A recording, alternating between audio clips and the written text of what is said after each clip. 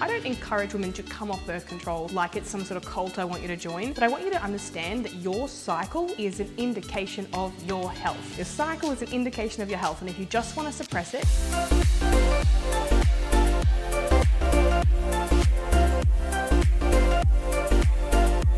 hello and welcome to another vlog on YouTube and podcast on Spotify and Apple Podcasts, Fit Minds Podcast. Coach Mariah Jean here. I'm going to smash this one out really quickly.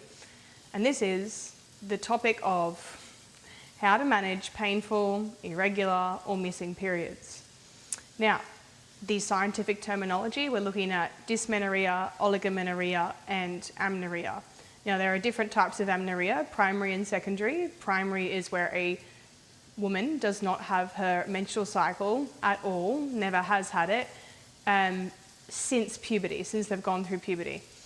Then secondary amenorrhea is you have had your period before, but it would be considered less than 6 cycles per year, even 9 in some cases. Some would consider secondary amenorrhea as less than 9, but 6 typically. Because obviously some people's cycle lengths can be longer than others, and that then would result in only having 9 cycles in the space of 12 months. So if we're looking at painful periods, irregular periods, so painful being dysmenorrhea, oligomenorrhea is the irregularity, so the irregular length, be it whether it's a period that lasts for 10 or 14 days, or for example 2 days, or a period that lasts, that goes a normal length of time, but for example you might have one that's 20 days apart and then the other one is say 40. Now we have to define what these are. Dysmenorrhea is particularly painful periods with pain that runs down the leg into, referred nerve pain. You can't walk, you can't function. Now this is the kind of pain that I experience when my periods are bad with adenomyosis or adenomyosis, or however you want to pronounce it. There are lots of pronunciations. Adenomyosis is a condition of the uterus. It's where the inner lining of the uterus grows into the myotrium layer, so the muscular layer, the muscular wall. It is endometrial tissue, so it's endometriosis, but it grows into the middle layer of the uterus. So then there's endometriosis, there's PCOS, there's fibroids, there's lots and lots of complications that a woman can experience with uterine dysfunction. Now, there are lots of causes for uterine dysfunction, but one of the issues that we're seeing in the industry currently is that practitioners are ignoring the very large red flags that could point towards period dysfunction or pain that are so obvious to a nutritionist or a dietitian. And in my postgraduate degree, we did actually study the impacts of particular dietary lifestyle factors, etc., especially diet, that would impact your cycle and could absolutely cause flare-ups with endometriosis, adenomyosis, could exacerbate PCOS. And there are absolutely ways that you can reverse, specifically PCOS, not as much with endometriosis, but definitely it is possible to reverse or at least have endometriosis in somewhat of a remission, but you can't reverse adenomyosis. Unfortunately, that tissue is just there. And you can't cure it, and you can't change it really. However, what we've been told for quite a long time is that we can't help that we have painful periods, and for the most part, and this is the sad truth, when you do go and see a health professional, whether it be a general practitioner, not hanging shit on general practitioners, some of them are fantastic, but sometimes, and most of the time, you will go and see a general practitioner, gynecologist, endocrinologist, you name it, they're just slightly different flavours of specialists, that will put you on birth control to try to manage your symptoms. And the truth of the matter is birth control, its primary use is birth control. Now, it's being used as a secondary use, I suppose you could say, to suppress things like pain, irregular periods, to completely get rid of the menstrual cycle, skipping periods, the bar, you name it. And this is really quite sad because we're using synthetic hormones to suppress what is potentially our body's message that it's trying to send to us that, hey, something's not quite right here, right? Now, you might be thinking, how am I qualified to speak on the topic? I have a postgraduate degree in human biochemistry and nutrition, and the nutritional interventions required to actually repair the menstrual cycle in a sense of bringing back a regular menstrual cycle and also being able to battle things like pain and getting you back into just normal everyday life, not feeling like you can't function, like you can't move, like you're in crippling pain. And if you ever want to find out about how many women I've helped with this already, all you have to do is watch my stories, wait for something to pop up about a menstrual cycle, or ask someone who's worked with me. So the ways to manage painful periods. First of all, we have to figure out what is causing the pain. Now, it could be one of numerous things, and it definitely, most of the time, is. One of the main causes of inflammation and pain comes from the fact that you're putting something in your body that your body doesn't like, or you're not putting enough of something in your body that it needs and wants.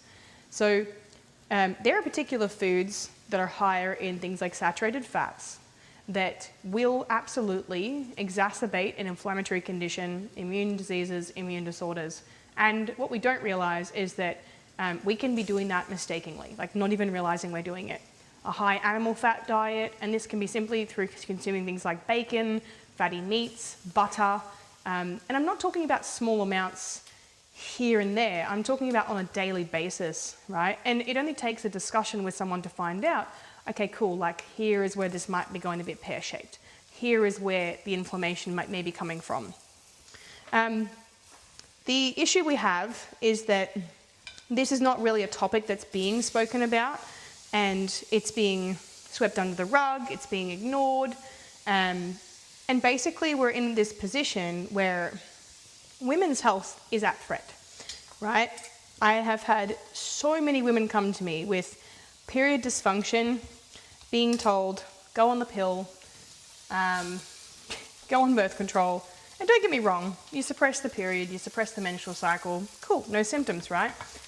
The issue with that is that birth control, as much as what you might be told, long-term, no side effects, no impacts, everything is totally fine. The issue is that we're not actually addressing what is causing this pain in the first place. What is going to the diet? What is happening here where we're getting this kickback from the body? For some people, it's the overconsumption of things like white bread. Now, this doesn't mean that white bread is bad. It just may be that it is something that inflames a particular person's gut, okay? And as a result, it's not just going to be your gut that's inflamed, but other areas of your body. I'm not saying white bread is the devil, but for some people, it may be that they can only tolerate maybe one serving of white bread a day, or maybe they need to change to, say, a rye or a wholemeal. Your gut honestly dictates so much of what happens in your body, okay? Your gut health is one of the most important factors that determines the response you get from other areas of your body, your brain, your heart, etc., etc. And if your gut health is off, then there are going to be other aspects that kind of fall down like dominoes afterwards. Now, this doesn't mean you need to be eating everything 100% clean and no bread and blah, blah, blah. And I think that's where we need to understand that it is nuanced. But a high saturated fat diet is absolutely correlated with or connected with things like instances of high cholesterol, inflammation, so inflammatory markers, fatty liver, and yes, absolutely, painful periods and a response from your menstrual cycle, which will tell you something is off. We need to listen to our bodies when this is happening, and I actually think having your menstrual cycle is a good thing because then it's an indication of your health, right? If my menstrual cycle is a couple of days late, I think to myself, I don't think I'm pregnant. I actually think about, okay, am I eating enough carbohydrates? Has my diet been a little bit too high in saturated fats? Have I not been sleeping, etc., etc.? Now, there is another reason, which is one of the main reasons I've seen for missing menstrual cycles or menstrual cycles that are much further apart than they should be. And generally it's around 7 days is permittable. So for example, if you had a 28-day cycle and then you had a 35-day, it's okay. It's when it gets to around 10 days from, for example, if you had a 28-day cycle and then a 38-day cycle, something isn't right there, okay? So these are the markers that we use in our field to figure out whether or not someone actually has oligomenorrhea, so irregular periods. And then amenorrhea, if there's completely missing periods, most of the time it comes down to two main factors. Not enough carbohydrates in the diet, okay, overall, because it is what's called low energy availability, so LEA, which will result in the body not releasing things like the follicular stimulating hormone and luteinizing hormone, so the process of ovulation does not occur. So, and this is literally because your body is just not getting enough energy. And why do you think your body would ovulate and want to be in a position for you to fall pregnant if you're not actually fueling it adequately, right? Not going to have a very safe pregnancy if you can't even feed the baby, yeah? So this is literally a built-in mechanism, which then impacts our hormones, which then impacts our cycles, which then impacts our well-being, our moods, our digestion, the list goes on. So it all works together and it all marries up. So common reason why there is missing periods, lack of carbohydrates, and the other one is a lack of good fats in the diet. Now, this doesn't mean you have to have a high fat diet or a high carb diet. It just means that you need to eat enough fats and enough carbohydrates to fuel your body adequately to then allow for that proper hormonal process to occur. This is why taking birth control to suppress, missing cycles or painful cycles seems kind of silly, because you are not addressing what your body is trying to tell you. You are just masking the problem underneath, right? And you can still have endometrial tissue. You can still have these inflammatory processes occurring without the bleed.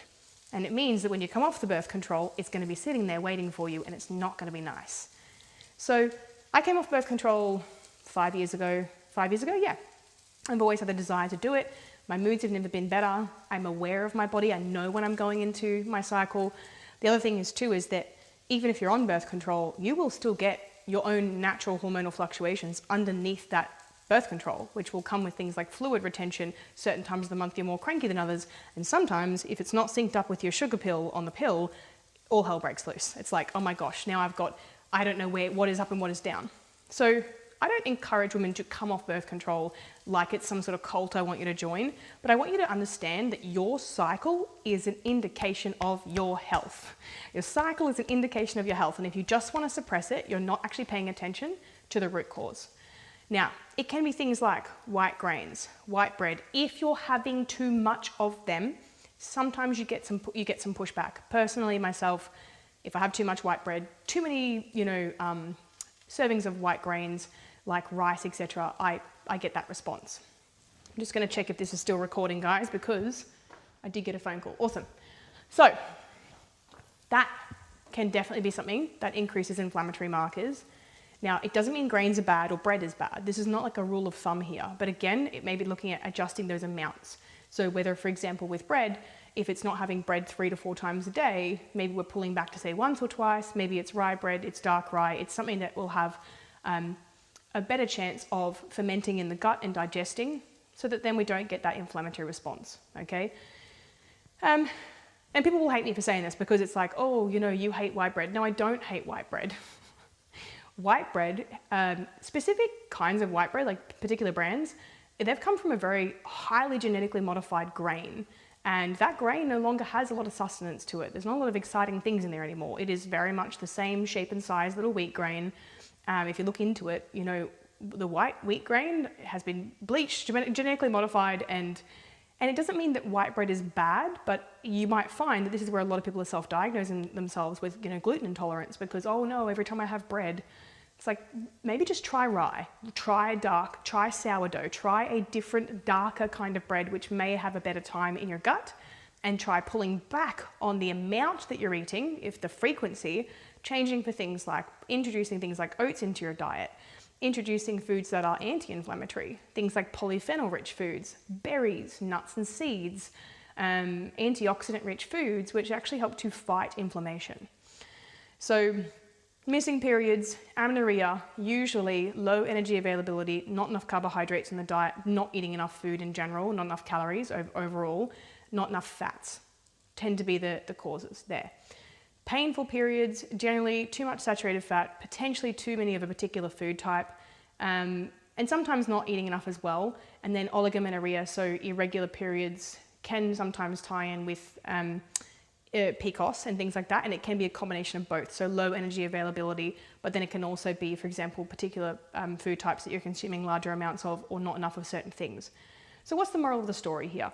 The moral of the story is that your food and your hydration, your water intake, what the specific things you are eating, the specific amounts of the things you are eating absolutely matter in conjunction with what is happening with your cycle. My cycle has never been better. Since addressing this and being mindful of what's going in and actually giving my body what it needs, I have a regular cycle. It's 5 days in length. It used to be incredibly painful. I figured out what foods trigger my cycle. No, it's not carbs. No, it's not specifically bread. It's if I eat too much bread in a day, that does it. I get bloated, I feel yucky, I feel like I'm in a lot of pain. Too much white rice as well tends to do it, so I switch for brown rice because it just is gentler on my gut. That's me, but not for other people, it may be different. And too much saturated fat, so sausages, bacon, oily foods, greasy foods, butter, burgers, like stuff that we know that probably isn't ideal, chips. And that can then, personally, for myself, I have more painful periods.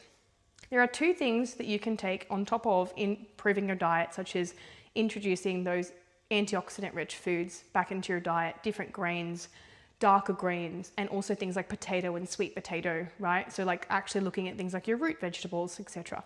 Avocado, healthy fats, good fats, even egg, yes, falls into that category. Salmon is 2 supplements I recommend for my girls, my clients. Fish oil, omega-3, or flax oil, omega-3 if you're a vegan or plant-based. 1,000 to 1,500 milligrams a day. Don't go and get a tattoo after taking it because you will bleed more. Every day with food, and then magnesium at night. So 300 to 400 milligrams. This protocol I use the week leading into my period and in the week of my period, and I try to keep it up in the weeks off as well through my proliferative and ovulation phase. However, I do find that it is just extra beneficial. Leading into my cycle and on my cycle, I've had, I would say my pain levels have gone from an 8 to 9 to more like a 3. Like it's almost like I don't experience the pain anymore. So this is a natural way of managing it. Fish oil or flax omega-3, specifically those. You can look at other omega-3 supplements as long as you're getting the amount that you need, that's fine. Magnesium glycinate or glycinate, if whoever wants to call whatever they want to call it, but glycinate would be the version that you want, and you can take it orally.